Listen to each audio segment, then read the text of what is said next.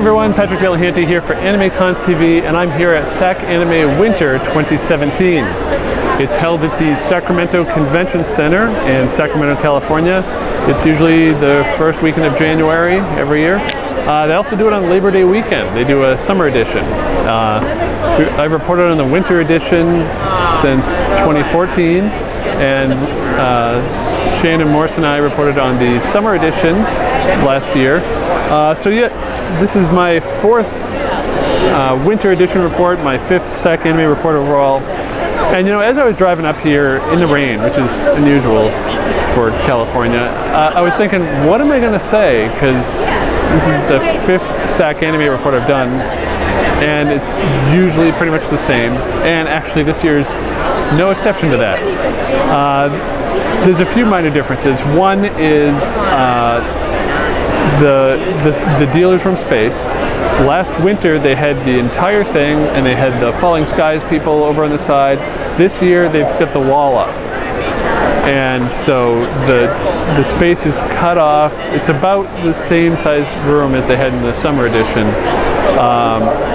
So the other space is used for a home show right now. So if you're in the market for a tractor or a hot tub, you can get in there for free with your Sac-Anime badge. But it's a very sad sight because there's not many people there. There was when I went through a little while ago, there was probably 10 attendees, and all the vendors were just sitting there at their booths looking really sad and disappointed. But that's no fault of Sac-Anime, because that has nothing to do with Sac-Anime. It's just weird to have a home show there, and I wish Sac-Anime had all the space here. Because it's crowded. There's a ton of people here. I don't know if it's because it's raining and they had nothing better to do and they came here. The rain certainly didn't keep anybody away. And so the halls are crowded, the panels are pretty full, and there's a lot of people in the dealer's room here walking through. You can still walk through most places. I went by outside main events and it was absolutely packed. There's a line for something. There was a big event there, and they were blocking the hall. You could not walk through. And I'm pretty sure that's a fire code violation. So, as far as I could tell, there was no line management there at all. Nobody was telling people to at least keep half the hallway clear. There was a little line where people could walk through to the stairs, and then it would stop. So you literally could not get through. It didn't help that on the stairs, people were taking cosplay photos. So that took up a huge amount of space. They need some staff to just be going around and check for stuff like that, because that should not happen. That's a fire code violation, and you can get in big trouble for that. Let's see, other stuff, because it's raining, they normally have some cosplay photo shoots outside. This year they were doing them inside, and this is more just organized by the cosplayers themselves. And so it's at the top level, at the top of the escalators. It's a big hangout area. A lot of people just sitting there, and others in the corner were taking photos. Some people braved the weather and went outside. They have a lot of guests here. Seems to be a focus this year on Beauty and the Beast. They have the voice actors for the Beast, the Beauty, Belle, Gaston, and Chip. They also have some video game and anime voice actors, Vic Mignogna, J. Michael Tatum, Nolan North, Carrie Payton. Yeah, I can't name all the guests. They have a lot of guests here. Last year they had the Falling Skies actors, and I see that they've returned more to animation this year, so that's good that they're kind of staying a little more focused. We got Ashley Birch, Charles Martinet, David Eddings, Damian Clark, Bryce Papenburg, Jeremy Lee, Sandra Lee Morris, David Vincent, so lots of voice actors to choose from. And they have some long lines for their autographs too. Some of these are pay autographs, some they're free. They've got a bunch of Power Rangers here. They're doing autographs on the other end of this hall. Some are doing it upstairs. That's where the VIP autographs are. Again, we mentioned this in our summer review, that they were doing the free autographs up there, and this was for VIP. I don't know if this is still VIP. They didn't kick me out when I walked through this year. But they're doing VIP upstairs, I think, which is, upstairs should be VIP. Keep this down here where there's more space to the free ones. That's what I think. So yeah, a whole bunch of guests. See, they got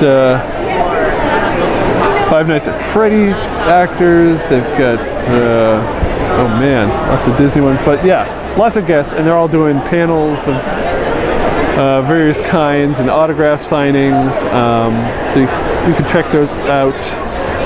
Most of the guest panels are in the featured event room. There's a few panel rooms. They have 2 panel rooms, and yeah, just 2 panel rooms. Last year they had a workshop room. I don't actually see that here. So it seems like they've actually reduced the amount of panel and workshop space, which is too bad.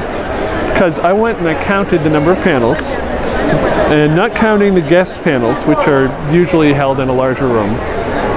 For the fan run panels, there were 30 across 3 days in 2 rooms. That's really not much. But of those 30, 12 of them were Ask a Character panels. So that's under 50%, which is a change from the 58% they had last winter, which was ridiculous. You don't want 58% Ask a Character panels. And even 12 out of 30 is insane.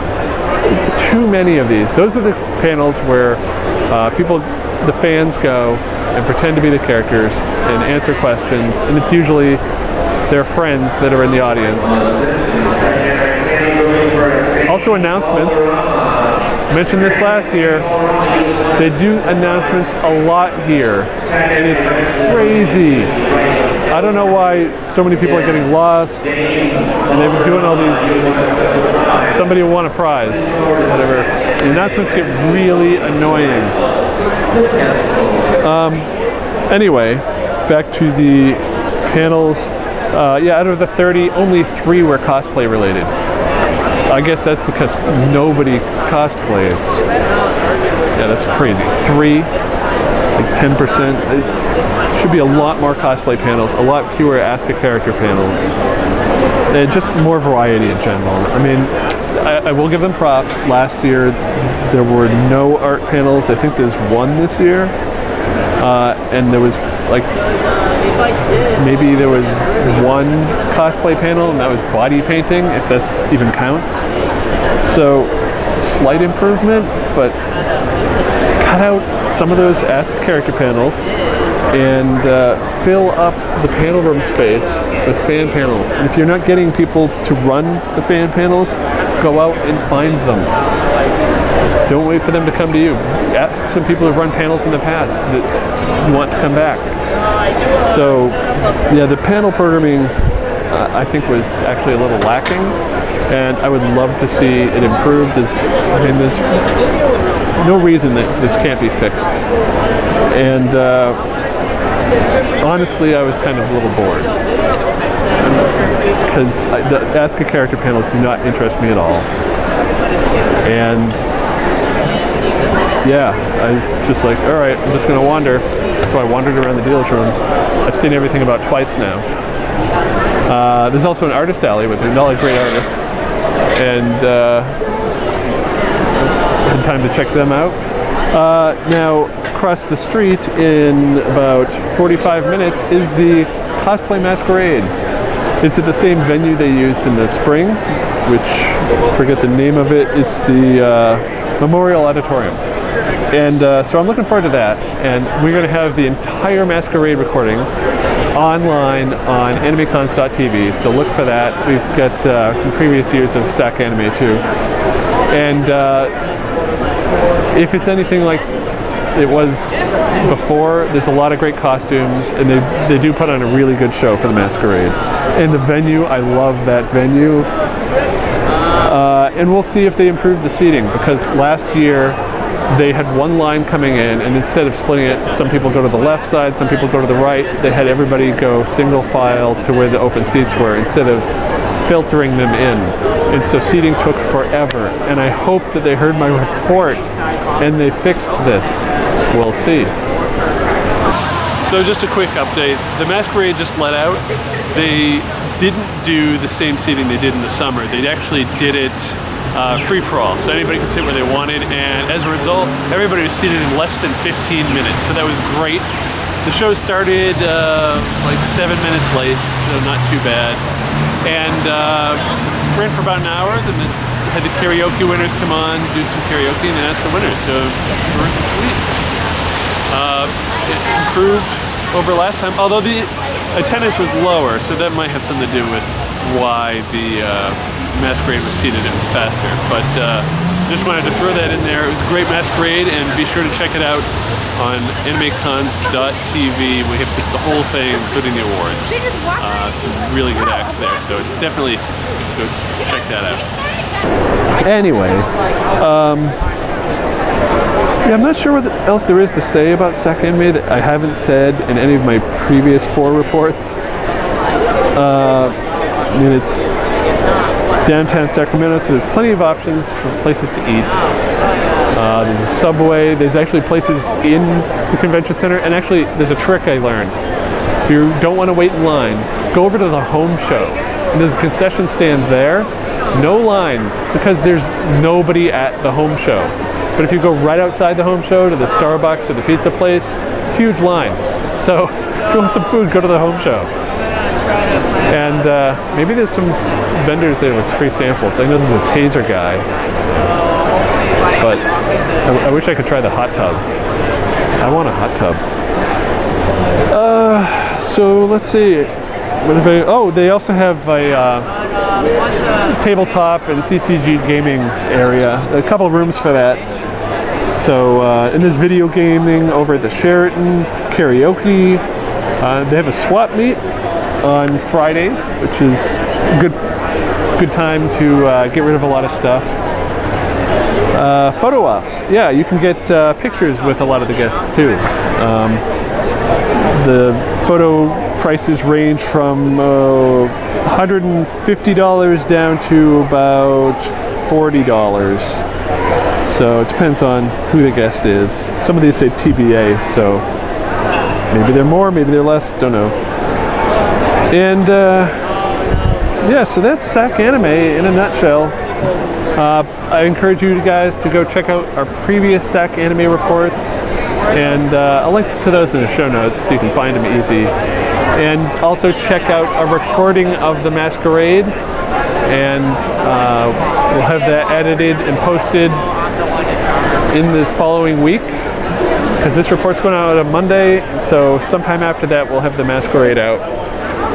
Probably like Wednesday, Thursday, maybe. Another announcement. Delia, where are you? Monet. Okay. Well, the party's waiting, so. Okay, come on.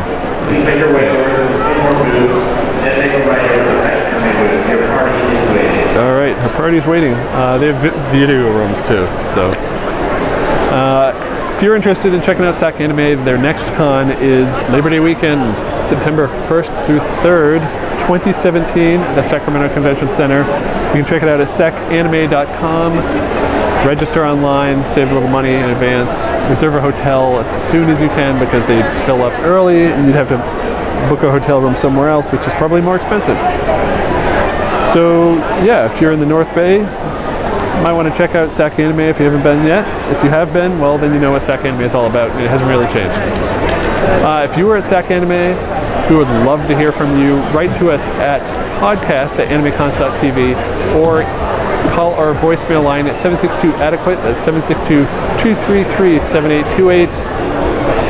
We'd love to hear what you think, and we'll play it on our next feedback episode. It's coming up in just a couple weeks. So, I'm going to go check out more of this con and then head over to the Masquerade. See you next time.